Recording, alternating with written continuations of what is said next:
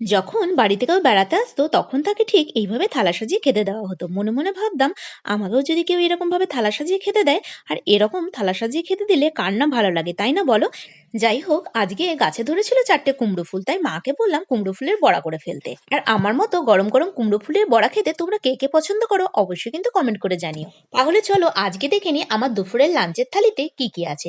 আছে মায়ের হাতের গরম গরম ভাত, সাথে নিয়ে নিয়েছি লেবু, আর গরম পড়ে যাওয়াতে গাছে কুমড়ো ফুলগুলো এখন ভালোই ফুটছে, তার জন্য সাথে নিয়েছি গরম গরম কুমড়ো ফুলের বড়া। আছে বেতো শাকের ঘন্ট, সাথে নিয়ে নিয়েছি মটরশুঁটি দিয়ে গরম গরম বাঁধাকপির তরকারি। আর বাঁধাকপির তরকারিটা আজকে খুব ঝাল হয়েছিল, ঝাল হয়েছিল ঠিকই, কিন্তু খেতেও দারুণ হয়েছিল। সাথে নিয়ে নিয়েছি শিম কোড়াটা রসুন আর সর্ষে দিয়ে করা হয়েছিল। সাথে আছে মুসুরির ডাল, আর নিয়ে নিয়েছি সর্ষে আর পেঁয়াজ দিয়ে বেসমের বড়ার ঝাল। যাই হোক, আমার আজকের লাঞ্চের থালাটা তোমাদের কেমন লাগলো অবশ্যই কিন্তু জানিও। আজকের মতো টাটা।